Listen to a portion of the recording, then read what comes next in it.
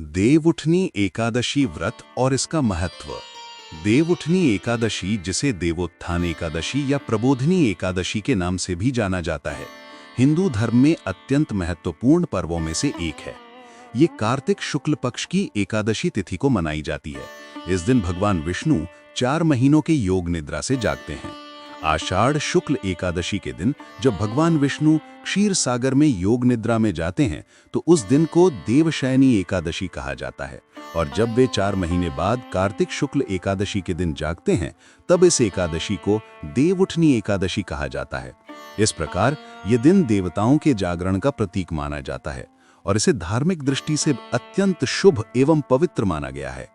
शास्त्रों में कहा गया है कि आषाढ़ शुक्ल एकादशी से लेकर कार्तिक शुक्ल एकादशी तक का समय चातुर्मास कहलाता है।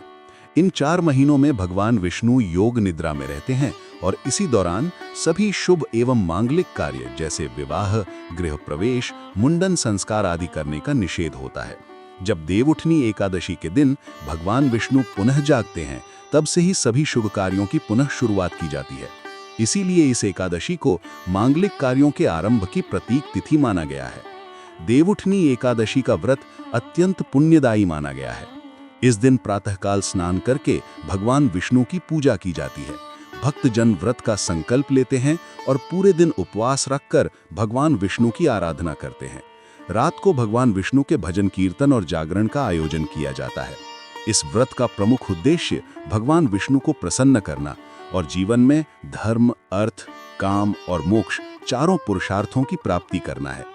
कहा जाता है कि जो व्यक्ति इस एकादशी का व्रत श्रद्धा और भक्ति भाव से करता है उसे अक्षय पुण्य की प्राप्ति होती है और उसके सारे पाप नष्ट हो जाते हैं। इस दिन की पूजा विधि विशेष होती है। प्रातःकाल स्नान करने के बाद स्वच्छ वस्त्र धारण कर पूजा स्थल पर भगवान विष्णु की मूर्ति या चित्र स्थापित किया जाता है। तुलसी के पौधे की पूजा भी इस दिन अनिवार्य मानी जाती है, क्योंकि भगवान विष्णु की प्रिय तुलसी का इस दिन विशेष महत्व होता है। पूजा के दौरान शंख, चक्र, गदा, पद्म से भगवान की आराधना की जाती है और दीपक जलाकर ओम नमो भगवते वासुदेवाय मंत्र का जाप किया जाता है। देवउठनी एकादशी को लेकर एक विशेष परंपरा तुलसी विवाह की भी है। इस दिन भगवान विष्णु का विवाह तुलसी देवी के साथ संपन्न कराया जाता है। तुलसी विवाह का आयोजन घरों, मंदिरों और आश्रमों में बड़े धूमधाम से किया जाता है। तुलसी विवाह का अर्थ है पवित्रता, भक्ति और समर्पण।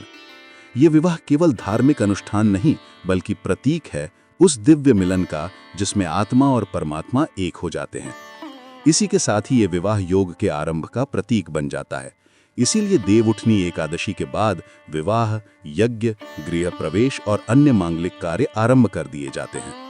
पौराणिक कथाओं के अनुसार जब भगवान विष्णु ने असुरराज बलि को पाताल में भेज दिया था तब उनसे वचन लिया कि वे वर्ष के 4 महीने उनके लोक में विश्राम करेंगे।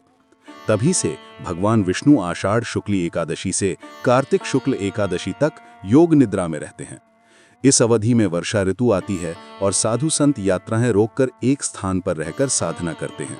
जब देवउठनी एकादशी आती है तब वे पुनः अपने धर्म प्रचार और यात्रा कार्य में लग जाते हैं। देवउठनी एकादशी का व्रत केवल शरीर की तपस्या नहीं है बल्कि ये मन और आत्मा की शुद्धि का माध्यम है। इस दिन व्यक्ति को ब्रह्मचर्य का पालन करना चाहिए, झूठ, क्रोध, ईर्ष्या और हिंसा से दूर रहना चाहिए। व्रत करने वाला व्यक्ति पूरे दिन केवल भगवान विष्णु का ध्यान करे और रात्रि में जागरण करते हुए भजन कीर्तन करे। अगले दिन द्वादशी तिथि को ब्राह्मणों को भोजन कराकर दान दक्षिणा देनी चाहिए और तब स्वयं भोजन ग्रहण करना चाहिए।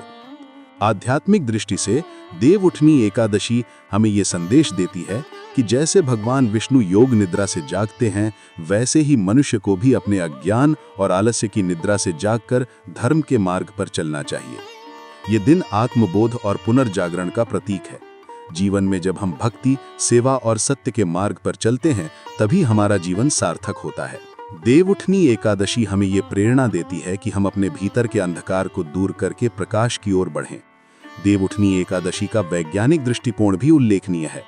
ये समय दीपावली के बाद का होता है जब वातावरण में शुद्धता और ऊर्जा का संचार होता है। इसी समय से विवाह और अन्य मांगलिक कार्यों का आरंभ प्राकृतिक दृष्टि से भी उपयुक्त माना गया है। 4 महीनों के विश्रांति के बाद जब ऋतु परिवर्तन होता है तब मनुष्य और प्रकृति दोनों पुनः सक्रिय हो जाते हैं। इसीलिए इस तिथि को शुभारंभ का समय कहा गया है। संक्षेप में कहा जाए तो देवउठनी एकादशी केवल एक धार्मिक पर्व नहीं, बल्कि आत्म जागरण, पवित्रता और पुनः आरंभ का प्रतीक है। ये दिन हमें याद दिलाता है कि जीवन में हर विराम के बाद एक नई शुरुआत होती है। जब हम भक्ति और श्रद्धा के साथ ईश्वर के प्रति समर्पित होते हैं तो हमारी आत्मा भी उसी प्रकार जागृत होती है जैसे भगवान विष्णु इस दिन जागते हैं।